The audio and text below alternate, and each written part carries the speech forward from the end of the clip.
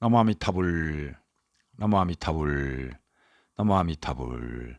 반갑습니다. 오늘의 제목은 천년된 느릅나무와 체면 없는 남편, 천년이 된 느릅나무와 체면이 없는 남편, 이런 제목으로 말씀드립니다. 중국 하남성 낙양시에서 있었던 일입니다. 중국 하남성 낙양시에 두 부부와 17세 된 예쁜 딸, 이와 같이 세 식구가 살고 있었습니다. 그런데 문제는 남편이 밥을 먹을 때마다 지나치게 소리내어 쩝쩝거리면서 밥을 먹게 되고, 그러자 손님들이 있건 없건 방귀도 나오는 대로 뿡뿡 막 낀다는 것입니다. 아무리 아내와의 조언에도 아랑곳하지 않고 늘 손님들이 있건 관계치 않고 밥을 쩝쩝거리며 먹고 방귀는 나오는 대로 뿡뿡 낀다는 그런 남편이 있다는 것입니다.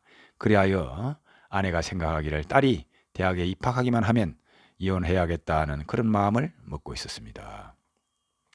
그러자 묘법 큰 스님께 이와 같은 고통의 말씀을 전하자 스님께서 하시는 말씀이, 그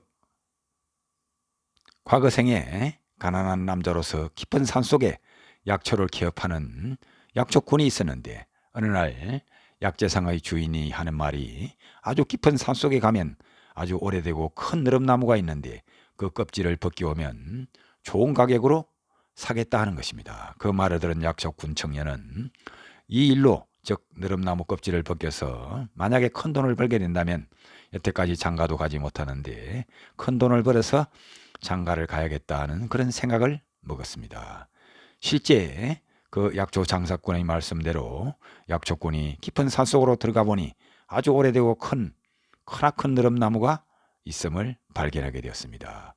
그리하여 도끼로 껍질을 벗기기 시작하고 얼마 되지 않아 피곤해서 깜빡 잠이 들었는데, 꿈속에서 비치색의 적상을 입은 한 기공자가 나타나서 약초꾼 앞에 무릎을 꿇고 엎드려서 말하기를, 다음과 같이 말한다는 것입니다. 저는 느릅나무 수신으로 수련을 한 지 이미 1000년이 다 됐습니다. 앞으로 3년만 더 수행하면 덕도하여 신선이 될 수 있습니다. 만약에 당신이 나무 껍질을 다 벗기버리면 그동안의 1000년 동안의 노력이 수포로 돌아가니 3년 후에 다시 와서 나무 껍질을 벗겨가시기를 비옵니다 하고 간청했다는 것입니다. 만약에 제가 신선이 되면 반드시 은혜를 잊지 않고 보답하겠습니다 라고 그 약초꾼의 꿈에 나타나서 빌고 또 간청했다는 것입니다. 말을 마치고 연달아 머리를까지 조아리기까지 했다는 것입니다. 하지만 약초꾼은 꿈속에서도 안돼 하고 말을 하고, 나는 아내를 얻는 것이 급해 3년을 더 기다릴 수 없어 이와 같이 소리치며 꿈속에서 깨어났다 하는 것입니다. 꿈을 깨고 보니 그 기공자는 보이지 않았고 나무 껍질을 모두 벗겨서 시내의 약재상에게 갖다 팔았다는 것입니다.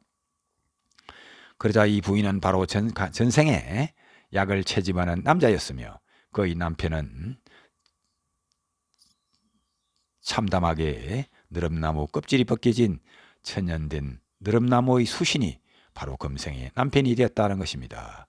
속담에 이르기를 사람은 체면이 있어야 하며 나무 껍질이 있어야 한다는 말이 있는데, 부인은 늘 항상 남편을 보고 느릅나무 옹이처럼 고집불통이며 체면이 없다고 말해왔는데, 그녀의 말이 정말 맞는 말이다 하겠습니다. 사람의 성격이나 습성은 그 사람의 전생의 경력이나 경험과 매우 관계가 깊다 할 수 있습니다. 약재상의 점원은 그 약초꾼이 채집해온 느릅나무 껍질을 2권이나 줄여서 속이게 됐는데, 금생의 그 가보로 아들이 안 되고 그 부부의 딸로 태어나게 되었다는 것입니다. 이처럼 전생과 금생의 인과를 이해하고 부인과 딸은 마땅히 진심으로 전생의 잘못된 죄업을 깊이 참여해야 하며 금생의 남편에게, 딸은 아버지에게 깊이 또 참여해야 한다 하겠습니다. 이처럼 1000년이 된 느릅나무 수신도 금생의 남편으로 와서 체면 없는 남편으로 그 안갚음을 하게 됨을 알 수가 있습니다. 우리들이 나무라 하더라도 함부로 대해서는 안 된다는 그런 가르침도 주고 있습니다. 감사합니다. 나무아미타불, 나무아미타불.